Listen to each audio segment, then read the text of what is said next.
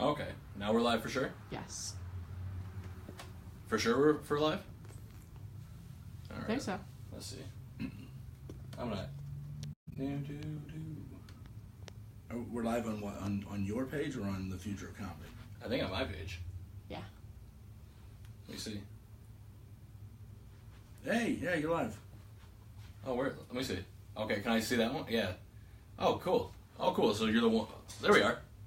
Yeah, I'll just turn this. Okay. Now we're live for sure? Yes. Oh, shit. Hang on. Yeah. All right, this is a great start to our first live podcast. Here we are at the Future Comedy Show Studios. Also my dining room. No big deal. Who needs a place to eat? Right. Today I'm here with headlining comic Matt Holt. Good to be here. Originally from Indianapolis, transplant to Frankenmuth, and now moving to Kentucky.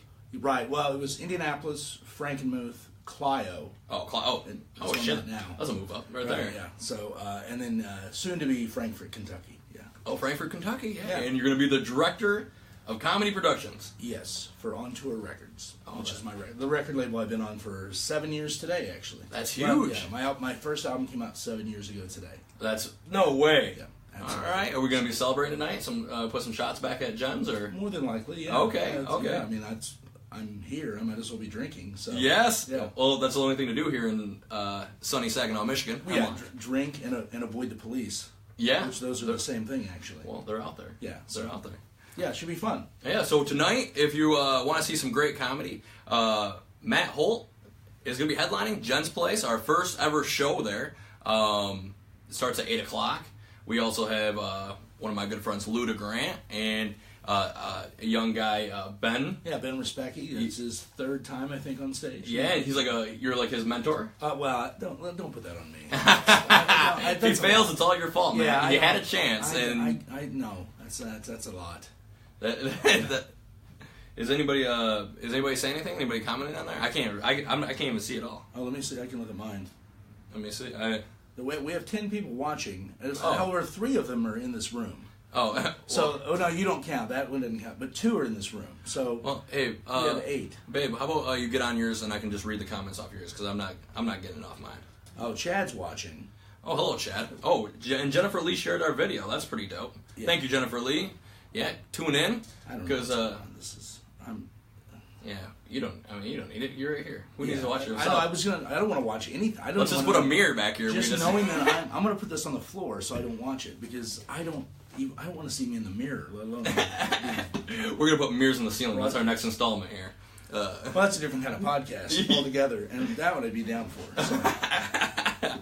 Well, we'll see if we can book it, and that's how Ben will get on the road. He'll do that podcast with you. Well, Ben gets me a lot of beer, so that helps. That's the key. If you're talking to a young comic, what do you do? Yeah. First, what do you do? Get a headliner drunk. Yeah. You find out what that headliner wants. Yeah. So a lot of comics want weed or somewhat like harder stuff. I just want beer. Just give me beer. That's easy. Yeah, I can handle that. All right. I'm not seeing any comments on here. Nobody's commenting at all? No. Hey, somebody say something. Oh, Aunt Jill. What's up, Aunt Jill? Thank you. That's what I was wondering if anybody was going to say anything. Right. We got Jennifer Lee on there. Oh, Chad Jacoda just said hi. Tomorrow night should be a lot of fun, boys, and he's hosting the show tomorrow. Nice. Is Chad on the show tonight? Chad's not on the show tonight. Lou's hosting tonight, and we got Chad tomorrow. Both Future Comedy Show regulars. Right. Great guys. Yeah, funny. Very funny guys. They all love you. You're actually headlining one of Chad's shows in the Swan Boat Club coming up here in January. Yeah. I'm looking forward to that. That's gonna be a lot of fun. Raising money for a really good cause. So if you can make those 2 things happen, make people laugh and raise money, that's awesome. Fantastic. Yeah, that's fantastic. I like that a lot. I actually designed the poster for that. I put your head onto a. What were you onto a reindeer? No, that was Lou was on a reindeer. Lou was something a reindeer. Oh, I put you on the main character, the handsome guy. No, there you go. There you go. You got one. I'm excited. we put Chad's head on a snowman, and it looks like it's not even completely fits. Right? Yeah, it just looks like he has a snowman. It looks like his picture. It's like his 3rd grade picture. He could have did that. Oh, look at Andrew Ramos said, "Mike Ball, you the man. Keep making people laugh out there." Thank you, Andrew Ramos. We also call him Ramos. I'd say Andre. That sounds better. Yeah, Andre Ramos? Yeah. Andrew Ramos doesn't make sense. Yeah, well, now, Ramos, your new name is Andre. It's Andre. Welcome to the club. You laid way more as Andre than Andrew. Kevin Kramus just said. Oh, I love Kevin. He said, "I hear Matt Holt is funny." Come on, Kramus. You know better than that. Where's Kramus at? I see Kramus. He's the mayor of Garden City, Michigan. Is he really the mayor? Yeah, that's what we call him. I would love to. I'd love to have Kevin come out and do a show. He likes all my stuff on Facebook. But Kevin's good people. Yeah, I seen him at the. He's watching. Yeah, I seen him. Actually, I seen both of you guys at the Brouhaha. That's actually coming up again. Yeah, coming up in January. Yeah, that's fantastic. That's actually where I first seen Kevin, and I've actually where I first seen you was probably just under 5 years ago when I was starting comedy. Jesus Christ! I was doing a guest spot at Joey's Comedy Club, which is no longer around. No longer around, yeah. It's and, a shame. You were. I asked you some advice. I said, what should I do? And you just said, keep at it, keep doing it. And gave me some good advice. You said, keep writing. Uh-huh. And then I asked the headliner. We don't have to say who he was, but he just told me to quit. Oh, I knew that was then. Yeah. Yeah, I was miserable that week. Yeah, well, he didn't make my adventure any easier in the beginning, but that's a shame. Whatever, Sometimes there's some people you don't ever listen to. If you watch someone's act, and if they're just you know who not to listen to. Yeah, that's true. That is very true. Because there's a lot of people who put a lot of input into what other people are doing. There are a lot of people. The people that give you the most advice are the ones you typically don't want to listen to. The ones that have the most to tell you are the ones that have the least to offer. I think that may be true in not just comedy, in everything. I think it's life. Yeah. It's always the homeless people that give out the most advice. When I first started, there was I won't give the name of it. There was a comedy bulletin board. Like you could go and you had all these different links and threads and all that. And you could post questions and things like that. And the guys that would give the most advice were the guys who weren't even close to being on the road. Just like guys that would show up at an open mic and go over their time. But they had the most advice to give people. And it was the shittiest advice ever. What's the shittiest advice you ever heard, you think? Oh, stuff like, you should get a manager. Literally, I ran the open mic in Indianapolis at Crackers Comedy Club. I ran it for 10 years. Yeah. I cannot tell you how many guys came to the open mic for the first night with a manager. That happens all the time. This guy would walk up and he's like, yeah, I'm managing so-and-so. I'm sorry, you're what?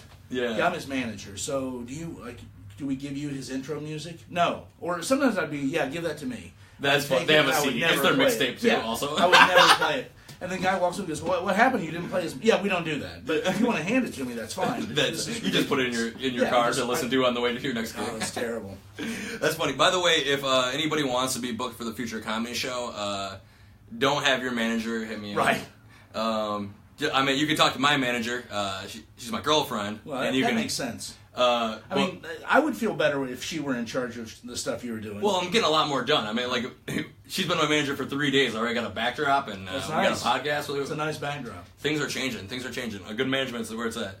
Okay, Kevin Kramus said, you guys are on my 65-inch smart TV. Oh. Is my TV still smart? Kevin, no, it's not. No, you're not smart for doing this. What are you doing? You have a 65-inch TV. I wouldn't I'm on this, and I wouldn't watch it. He doesn't even have cable. That's what's happening. Still, you don't need it. I would rather watch just whatever you turn it on. Whatever's on when you turn the TV, that's better than that. I would not watch this. I think it's all right. Blaine Morales, my good friend Blaine Morales, says he likes the new backdrop. Stan Banks says Mike Ball, laugh out loud. And that's an odd comment. Yeah, just hey, Mike Ball. That's weird. And is he really laughing out loud? If so, maybe he's got a problem. He's just sitting there with Kevin, just ha ha ha ha. Kevin's not laughing. Kevin's judging, as he should. Kevin's a sage veteran. Oh yeah. So that's fine.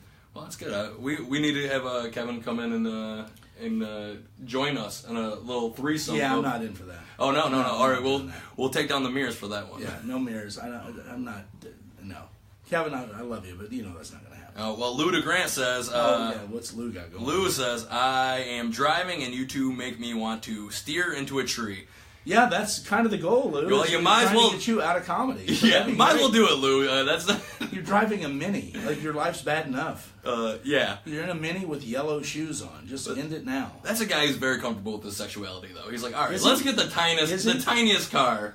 He's like, he does not give a shit what he looks like. Maybe he's accepted his sexuality. Yeah. I wouldn't say he's comfortable with it. No, there's a big difference between those two things. Yeah. Well, we'll find out. We'll find out tonight as Lou hosts Jen's Place at 8 o'clock with Matt Holt and I. along with special guest Ben Respecki, and Good night. I think Willie Irvin's going to do a special guest spot. That's going to be very nice. Anybody have some questions out there? We got 15 people watching. That's pretty good, man. That's better than PBS. That's better than some of the shows I had in San Antonio last week. So that's good. You were in San Antonio last week? Where we at? I was at the Improv downtown. Oh, no shit. Yeah, it sounds better than it is. I would go there. It's a shit club. It's a shit club. No, okay, here's what it is. I love San Antonio. Yeah. It's one of my favorite places, and they have two clubs. Yeah. One is where all the townies go. That's called Laugh Out Loud. Maybe your friend that sent the message to you is familiar with it. That just said Mike Ball, LOL. Oh, yeah. That's him. That's him. Stan Banks of LOL Club. That's a great club, and I love doing that one. And then they have the Improv, which is downtown, which is mainly for tourists. Oh, yeah. No locals go to that club. So if tourists don't make it to the club, you don't do shows. Oh, wow. So we canceled 3 shows last week. Oh. That makes a very long, depressing week. Yeah. A comic alone in a hotel room after canceling a Friday night late show is really depressing. And that's what Lou DeGrant has to look forward to. Absolutely. Everyone does. I mean, that's part of the business is you got to be able to be cool with that. And like you naturally feel it's your fault because you're like, well, I'm headlining it one. No one's coming. It's not about you. In that town, it's not about who it is. It's just whether they make it out or not. Well, that's definitely interesting. What's your favorite club to do? What's your favorite one? If you're going to give a shout out. Ironically, because it's not just because I'm moving there, but Comedy Off Broadway in Lexington, Kentucky is my favorite club. Oh, that's awesome. Yeah, it is. I almost consider that to be my home club. I'm doing New Year's Eve there this year. I've done New Year's Eve for them. This will be my 7th year doing New Year's Eve. Wow. In that club. I love it. Also, you got some other big news. You're going to be performing at the MGM Grand at Brad Garrett's club. Yeah. I'll be there March 12th to the 18th. Yeah. Oh, and that club is that was my goal in comedy. Yeah. To work that club. You made it. Now I'm done. Now what do you do? Well, I'm doing Jen's Place tonight. Yeah, Jen's Place. Once you hit your goal, yeah, then you try to get the rest of the stuff. That's perfect. Jen's Place. You remember that? You pushed Matt Holt to the top, to the peak. Right before he got there, he did Jen's Place. Yeah, absolutely. So no, that Vegas deal is a big thing for me. Yeah, that's huge. I'd like to, one day that'd be pretty cool to put your name on the big sign. Brad Garrett got me into comedy. He's the reason I do comedy. Oh yeah. Tell them about this. Yeah, about Brad Garrett. It's like years ago, he and I became friends. Mm-hmm. He would come to Indianapolis and perform. And I would hang out after the show, and I would see him like multiple times in a week. I would go to 3-4 shows a week because every show was different. He would make fun of the crowd and that kind of thing. And we became friends. And then I was in Vegas on vacation. He was performing in Vegas. He had asked me to get a hold of him to get tickets to his show. So I went to the show. He's opening for the Righteous Brothers. Mm-hmm. And at the time, I'm like, I don't give a shit about the Righteous Brothers. Yeah. But he was like, yes, he got his front table. Nice. Yeah. So it's the Jubilee Room or something, I forget what it's called, in Bally's. It's big, like over 1,000 people. Holy moly. And show's over, he takes us backstage, and we get to hang out. And we're like hanging out backstage in Vegas. And wow. Like the Righteous Brothers are hanging out there, and they're legends. And, yeah, they're righteous. And one of the Righteous Brothers, Bobby Hatfield, had just sung backup on the latest Springsteen album. I'm a huge Springsteen fan. Holy shit. And I'm like excited because this guy's one step away from one of my idols. Oh yeah. And so that was a cool night, and we're hearing all these show business stories and all this. And they were treating us like we were part of the crew, which was great. That's nice. So at the end of the night, we're walking through, and I won't go through the whole story because it gets kind of deep and emotional. But basically, Brad brings me onto the stage. The emotional part. That's what we need. Well, that's where we get juicy. I tell it on stage a lot. If I have a crowd that I really truly love performing for, I tell this story as my closer. James. So we'll see. Yeah, it's up to you guys. Yeah. But so he basically gave me this moment on stage. He brought me out to the empty stage and allowed me to feel what it was like to be in that space. Huge, 1,000 seat stage. And he pointed out to me that where I was standing, like Sammy Davis Jr. and Frank Sinatra and Johnny Carson, who is my other idol, and Dean Martin, which is mine as well, stood exactly where I'm standing. Wow. And it meant everything to me. Yeah. So then I left with that memory, and then he came back to Indy the next time, and we were hanging out, and he asked me to do a guest set that night. And I was like, I'm not ready. I've never even been on stage before. And he's like, oh, you're ready. Just go do 5 minutes, you'll be fine. So I agree. We get to the club that night, and 10, 15 minutes before the show starts, I back out. I go knock on the green room door, and I'm like, Brad, I'm not ready. I'll embarrass me. I'll embarrass you. I can't do this. And even then, I had so much respect for the show that I knew that I wasn't ready, and I was afraid of what that would do. Although in hindsight, it would have done nothing. It would have just been 5 minutes of shit up front. Yeah. But 5 minutes won't ruin a show. Right, but I was not willing to be that, put myself out there. So I pulled out, and I said, then he goes, all right, well, the next time. First time Matt Holt ever pulled out. That's true.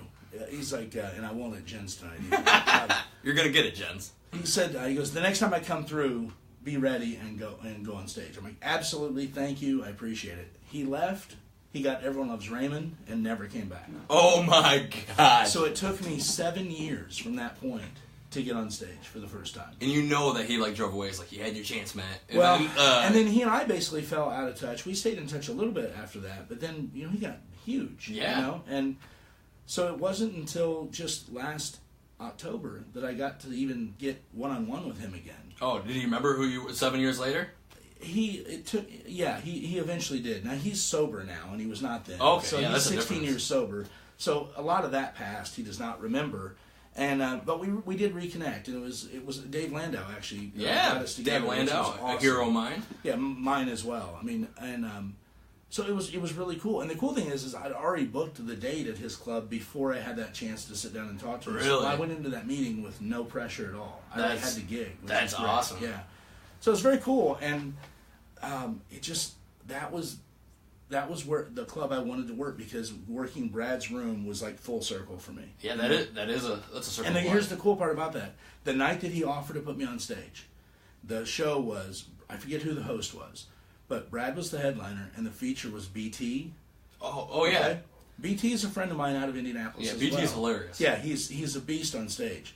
The week that I'm working there, BT is on the show as well. No way. So that is totally full circle. That is awesome. So I'm really, it's going to be a great time. Oh, jeez. I mean, I have more people wanting that say they're flying out to my week in Vegas than come see me in Indianapolis. It's amazing. My goodness! And Cracker. I mean, if you're going to have a second home club, Cracker. Oh yeah. That. I mean, and Crackers has been my home since 1999. And just so you guys know, Crackers is like the premier club in it's one of the best in the Midwest. Oh, for sure. Yeah. So I mean, they've been great to me, and I'm there. I play Crackers probably, I don't know, 5 to 6 times a year. Yeah. And I love it, and I'm there for the week of Christmas. I do the Christmas week every year. Oh, it's that's always a nice. good time. And so if you're in Indianapolis, come out for Holt for the holidays. We probably got somebody from Indianapolis watching. Maybe. Who knows? I mean, they don't have internet. We have some people who might go. But yeah, no, come on out. But yeah, come to Jen's first. How about that? Jen's tonight, 8 o'clock. It's the first night. Yeah, and it's gonna be. They have some reservations already. I'm not sure how many. I haven't talked to them yet, but from the feeling I get, it's gonna be full. I'm just gonna grab that. It's just a little fuzzy in here. I don't know what's going on. I think it's probably from my coat. Maybe, I don't know. How long have we done? It feels like an hour. Yeah, it feels like forever. But that was actually a great story. What was the first time you got on the road? First time I got on the road. Oh man. I waited a long time. I emceed a long time. Mm-hmm. I get the best advice I ever got in this business. My buddy Mike Stankiewicz gave me. He was featuring at the time, and I was frustrated because I wasn't featuring. Mm-hmm. I didn't feel like I was getting the chance to feature, and I knew I was ready. And he pulled me aside and he goes, the best MCs make great headliners. Oh yeah. And then he explained that to me, and it makes sense, because if you learn to MC and you do a good job of it, then you know how to headline. You just need the time and the material. Yeah. But mechanically, you know how to do it. And he was like, a lot of people will feature immediately, but then they feature for 20 years because they never learn how to close a show. And since that was coming from a comic and a friend, I listened to that advice as if it would have come from the booker. Yeah. It'd be like, well, you're just pushing me off. But this is someone who I trust and respect. And that's the best advice I've ever gotten in this business. And I pass that on to people all the time. It's like, too many people like there, I don't want to host. Host. Yeah, I'm always looking for great hosts. At it. Yeah. Because if you get great at it, then you can't help but improve. You can't help but move up on the card. Oh yeah. It's a great skill to have. I definitely agree, and it sets the tone for the whole show. The whole show. If you are a good host, you can get work pretty much anywhere. Yeah, you can. I mean, I still host.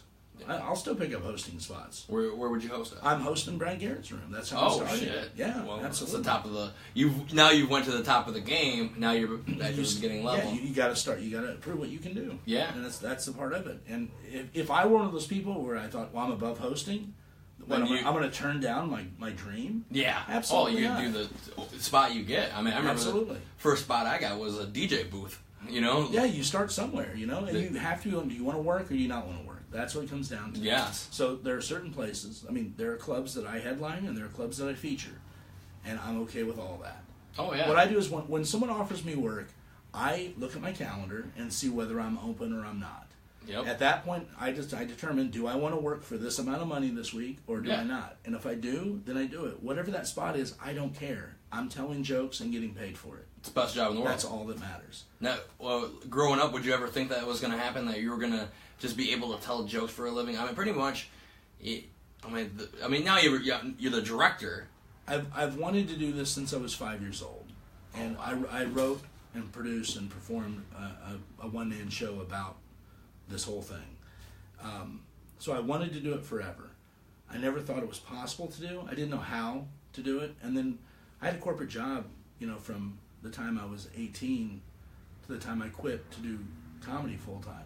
I mean, I started doing comedy in 99, and I've been working in the corporate world for 12 years. What did you do corporate-wise? I was in telecom. I worked for AT&T for 12 years. I was in management for AT&T, and then I left there. I stayed in telecom, was in wireless for a while, was in consulting, and then the last 6 or 7 years, I was in corporate. I was a manager for a cable company.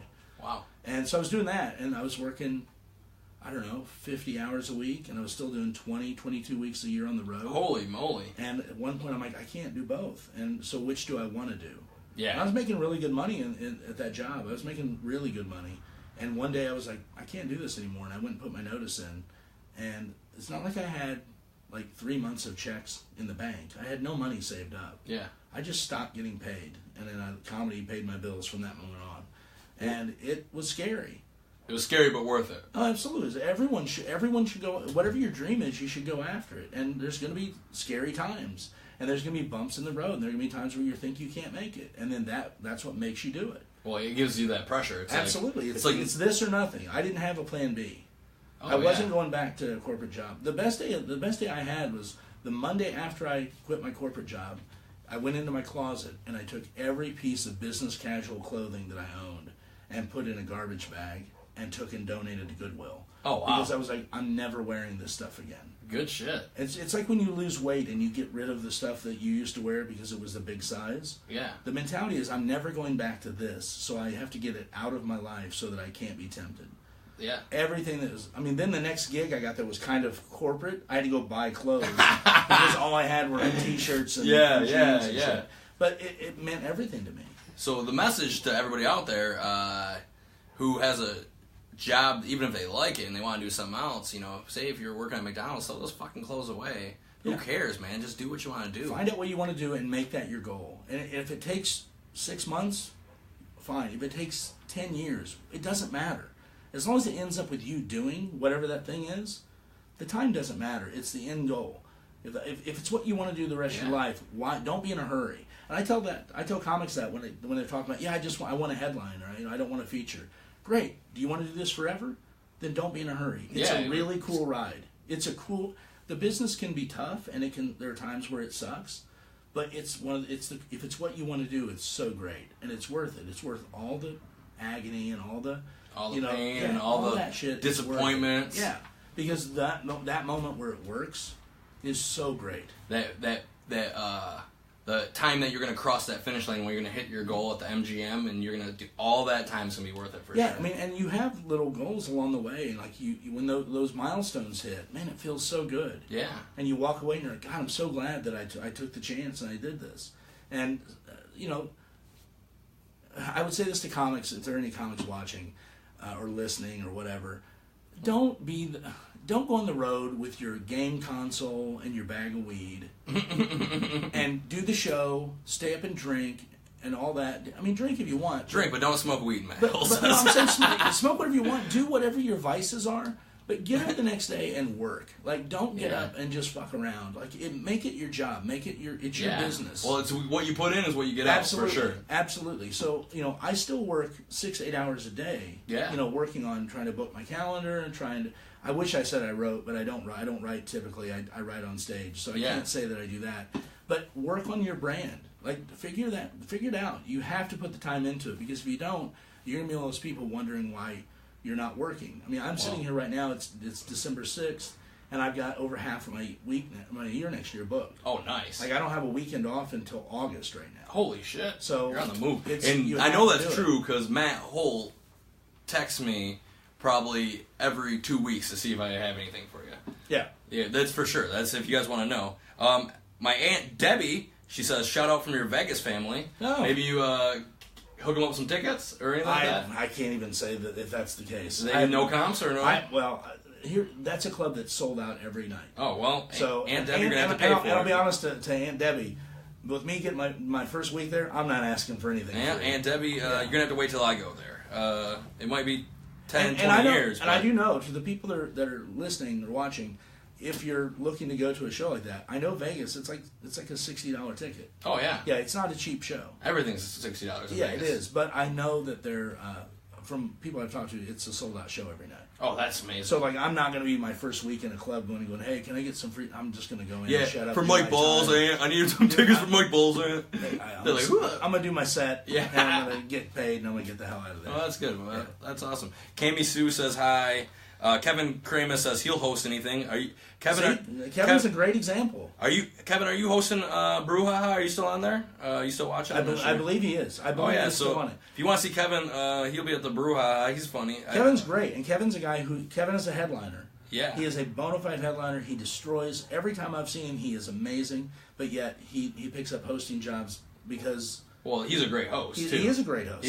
And he keeps that show moving. It's all about building your own brand. And Kevin is someone who people know, wow, this is a guy who's dependable, and our show's going to be better for having him on. Oh, yeah, and definitely. That's huge. He crushed as the host last year. He kept it moving. Great.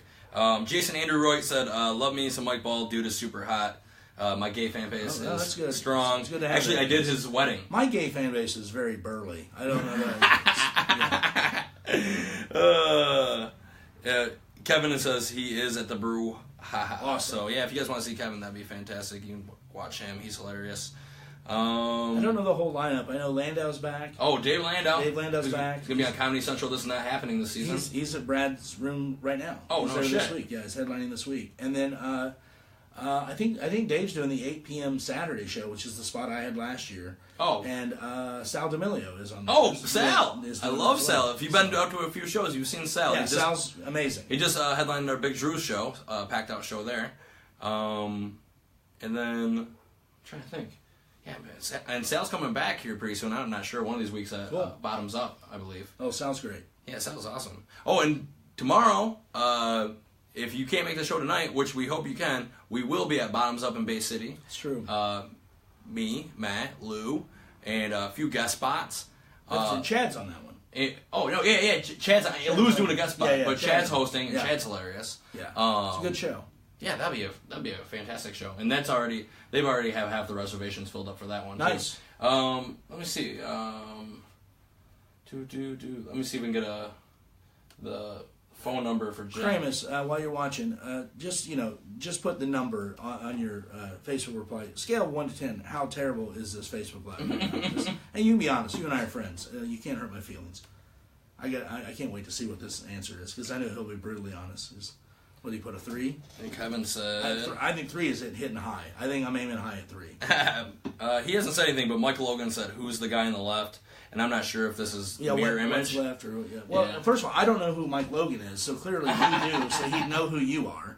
Oh, yeah. Well, right, so this is Matt Holt, everybody. If you're just tuning in, this is Matt Holt, headliner at Gents Night. And if you guys want to make reservations, the phone number is 989-301-0345 for reservations if you want to keep your seat. Maybe raise money on this Facebook Live to replace this chair that I'm sitting in, because there's a good chance it's not going to survive. This is like I'm sitting in like a kids' table Thanksgiving chair. I mean, I'm a 245-pound guy, and this chair might not make it. I'm not sure if that's a chair that Serena's stepdad fell out of. We did have like a meal here, and he literally just fell out of the chair onto the floor. It's very sloped in the front, and I don't know if I caused that when I sat down or not, but I just want to have this documented that the chair might be gone. If we don't make it because he fell down and broke an ankle, I'm sorry. So send in cash to the Future Comedy Show Studios for a new chair. Actually, we were gonna pull a big sofa chair out here, and then put a computer chair. But then the computer chair is like so high and the sofa chair is like so low. It just looks really it looks really weird. Yeah, it looks like I'm a midget. That's what it'd be like. Yeah, I don't know. Maybe scale down on the poster or to the banner, make it smaller, and then buy a chair. Yeah, maybe. We need a huge. We need a huge. We're gonna do all the walls. Future Comedy Show banners. That's what it is. Are you renting or do you own? I own this house. Oh well, there you go. You can do whatever you want. Yeah, who gives a shit? Yeah. Let's see. It's 5:54. I think we can wrap it up. Any last words? Any more advice for these young comics? Actually, this is gonna be a great podcast. For I would just say, it's what I told you. Get on stage. Don't get discouraged. Find your voice. Don't be in a hurry to find it. Sometimes it takes 5 years to get it. Just do what you want to do. Find what you think is funny. Don't worry about what your peers are doing. Don't ever get wrapped up in why is this person getting this and I'm not. It's not your time to get whatever. You'll get there. That's awesome advice. And I know all that sounds very angry coming from me because I've been in this business for 20 years. Doesn't sound angry to me. Every time I say something, people are like, wow, why are you so bitter? I'm not bitter. I just want people to work hard. Yeah, because and that's the key. It's a great business, and I've worked my ass off to get where I'm at, and I just want to see people that have the same passion and fire about it, because if they don't, then we're going to see maybe things fall a little bit, and I don't want to see that. Yeah, well, I think right now it's I think people are taking it in their own hands. Comics are producing their shows, and there's a lot of that going on right now, and if they're done well, that's great. But there are times where there can be too much stage time. There was a period of time in Indianapolis where you could get on stage every night of the week, and a lot of people think that's great. Yeah, it is great if those stage opportunities are good. Yeah, if they keep if it's a bad quality. If it's a bad show, then you have all these people that are in the crowd that they might decide, well, maybe comedy's not for me. Yeah, well, it's because it's a bad show. Right. Then those people don't come to support it other places, and that's why some of the club business is dwindling. Is because people are seeing a subpar version of comedy elsewhere, and then they don't go to clubs. So I would also tell young comics or new comics, don't veer away from the clubs. You need the clubs. You really do. Like that, people think, well, I'll just produce my own stuff and I don't have to do. You're still going to have to go through the clubs if you're going to make money, if you're going to get out there, because that's the source. All these small rivers feed into the big one, and the big one is the club scene, and then that takes you to the big body of water. Yeah. Otherwise, it's just tough. So don't be afraid. Like, go to these clubs and become part of the scene. It really does make a difference. It really does. It makes you better in the long run. And we do have some great clubs in the state. Absolutely. We have Mark Ridley's Comedy Castle, Ann Arbor Showcase, Dr. Grins. Yep. We got Big Tommy's and Novi. There are a lot of great clubs. There are good rooms in the UP. There's a great room. Ordoc up in Marquette it's a brewery. They do a show. It's on a Tuesday night. It's sold out every week. If you're in Michigan, you're in a hotbed for comedy. It's really remarkable. Well, you never would have thought, Like, I mean, when I first started doing comedy, there was nowhere to do comedy in Saginaw. It's impressive because for me this year, it was, I think by June, I had worked all but 2 weeks of the year. I took a week off just to recharge. I took a week off for vacation, and I think I had only left the state 10 times to do comedy. Everything else had been done in Michigan. Holy moly! This year, that's fantastic. There's a lot of work up there. Well, that's good to know too. If you want to be a family man, if you want to do comedy and you want to be there for your family, you can just stick around in Michigan. It's very possible to do. Yeah. Yeah. So. Well, I think that will conclude us. I appreciate everybody who watched our first ever Future Comedy Show podcast, and whoever's listening, I appreciate that too. You guys have a great evening. Hopefully we'll see you at Jen's Place at 8 o'clock. Yep, see you. Thank you, Matt. Sure.